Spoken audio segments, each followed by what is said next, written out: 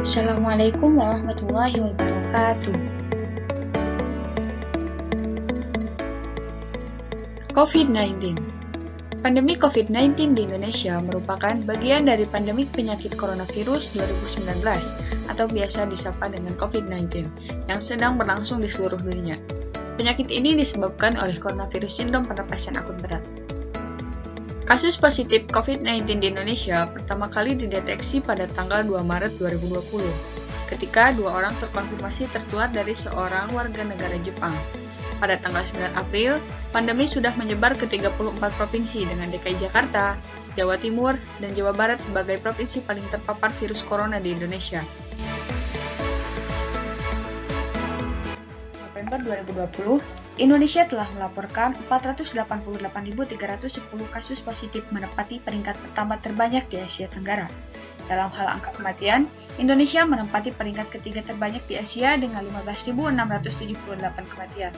Namun, angka kematian diperkirakan jauh lebih tinggi dari data yang dilaporkan lantaran tidak dihitungnya kasus kematian dengan gejala COVID-19 akut yang belum dikonfirmasi atau dites. Sementara itu, diumumkan 410.552 orang telah sembuh, menyisakan 62.080 kasus yang sedang dirawat. Pemerintah Indonesia telah menguji 3.496.039 orang dari total 269 juta penduduk, yang berarti hanya sekitar 12.967 orang per 1 juta penduduk. Sebagai tanggapan terhadap pandemi, beberapa wilayah telah memperlakukan pembatasan sosial berskala besar atau PSBB. Sebagian wilayah tersebut telah mengakhiri masa PSBB dan mulai menerapkan kenormalan baru. Data terkini perkembangan kasus COVID-19 di Indonesia. Jumat, 22 November 2020. Positif bertambah 4.792 menjadi 488.310 kasus. Sembuh bertambah 3.490 menjadi 410.552 orang. Meninggal bertambah 78 menjadi 15.678 orang. Provinsi dengan kasus terbanyak COVID-19 di Indonesia.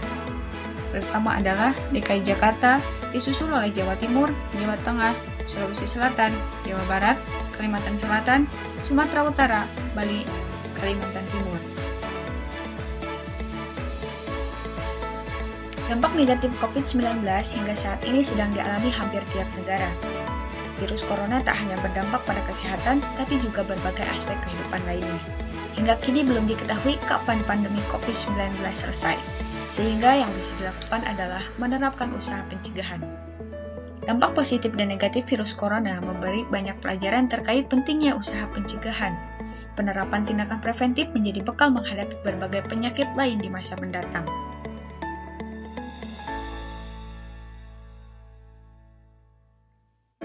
Berikut yang terkena dampak COVID-19.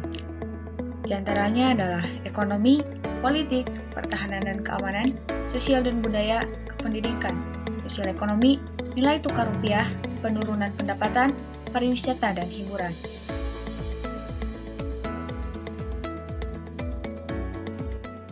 Juru bicara pemerintah untuk penanganan COVID-19 Ahmad Yuryanto mengatakan upaya mengatasi COVID-19 dilakukan dengan memutus rantai penularan, yaitu dengan menemukan orang-orang yang terinfeksi untuk diobati dan diisolasi.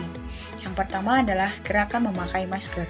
Kewajiban memakai masker saat berada di ruang publik atau di luar rumah. Yang kedua, penelusuran kontak atau tracing. Pemerintah tentukan kebijakan untuk lakukan screening atau pemeriksaan penapisan dengan rapid test atau tes cepat.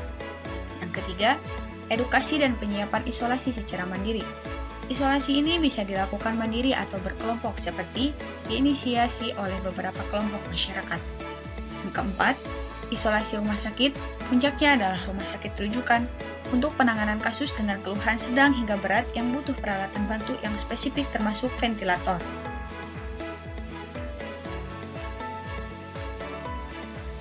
Yang kelima adalah PSBB.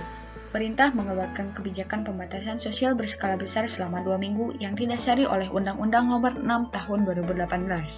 Tetapi kenyataannya berlangsung lebih dari itu, sehingga membuat kerugian di berbagai sektor. Yang keenam adalah new normal. Setelah dinilai cukup kondusif, pemerintah mengeluarkan kebijakan penghapusan PSBB agar roda perekonomian berjalan normal kembali, dengan masyarakat tetap mematuhi protokol kesehatan.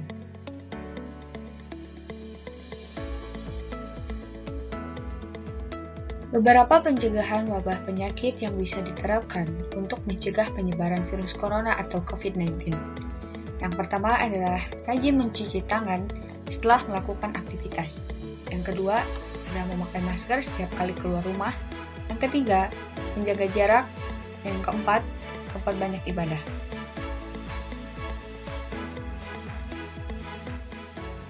Hujah dalam membimbing umat untuk menghadapi wabah penyakit COVID-19. Yang pertama adalah rajin mencuci tangan. Hadis yang ditulis berdasarkan perkataan dan perbuatan Nabi Muhammad SAW telah menyarankan umat Islam rajin cuci tangan sebelum dan setelah beraktivitas. Ilmu pengetahuan membuktikan cuci tangan pakai sabun adalah cara efektif mencegah infeksi virus corona atau COVID-19. An Jabirin an Abi Hurairah annahu akhbarahu anna Nabiyya sallallahu alaihi wasallam qala idza stayqadha ahadukum falyufrik ala yadihi thalatha marratin qabla an yudkhila yadahu fi innaihi fa innahu la yadri kama batat yaduhu.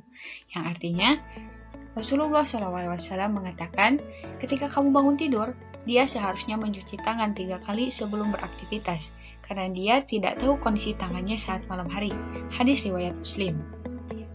Hadis berderajat sahih ini kembali mengingatkan pentingnya cuci tangan sebelum melakukan aktivitas. Cuci tangan memastikan tidak ada virus dan bakteri yang berisiko menginfeksi tubuh.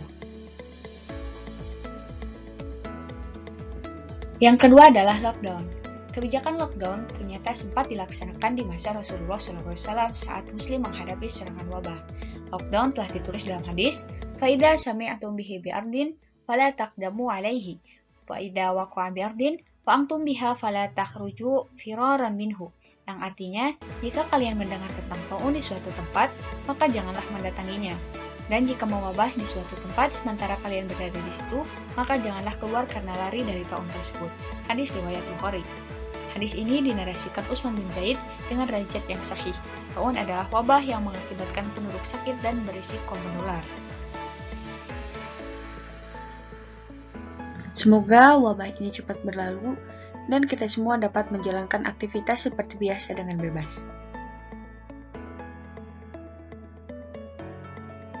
Thank you. Wassalamualaikum warahmatullahi wabarakatuh.